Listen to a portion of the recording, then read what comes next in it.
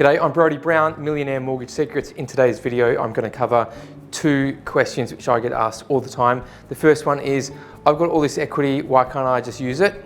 Question one. Second question is, how do I buy a property or another property, keeping my existing property, and buy another one without using any of my cash? Okay, so I want to jump in, run through this really quickly.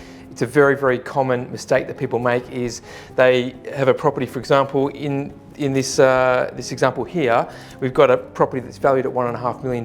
There's 400 grand owing, $1.1 million of equity. Equity is just value.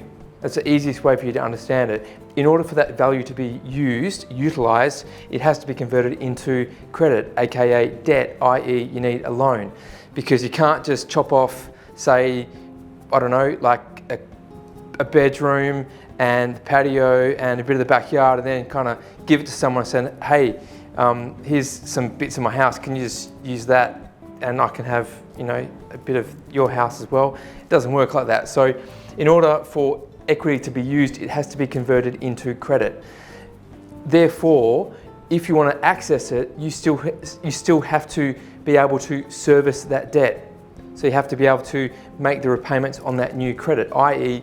in this example here, $400,000 owing. If you wanted to access 200 or 400 grand of that equity, you have to then turn that into a loan and then be able to afford the repayments on that total existing 400 plus the next 200, 300, 400 grand, whatever it is that you decide to borrow. So that's relatively simple, easy to understand, I hope. Okay, now the second part is if I want to invest in a property and I don't have any cash, or I don't want to use my cash, or you're smart and your cash is in the offset account or in the mortgage itself, as I've covered in previous videos, you want to borrow 100% of the purchase price plus your costs. Okay, so it works out as being about 103%. So how do you do that?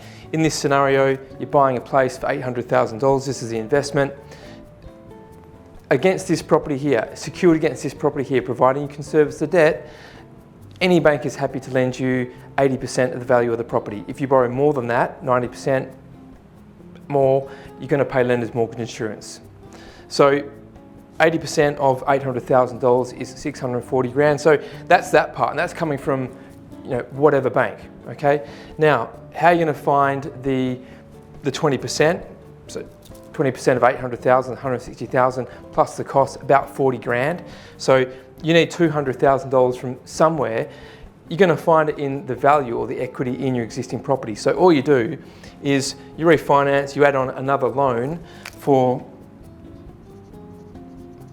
200 grand, and that $200,000, providing the properties aren't cross-collateralized or cross-secured, put in the same application with the same bank usually, then all you do is you just create a new loan over here and you use that $200,000 to fund the deposit and costs for this future investment property, with a balance coming from another lender, or could even be the same lender. So that's pretty straightforward. I hope you understand that. Any questions, feel free to let me know, book a call with me, or leave a comment, ask me a question in the comments below.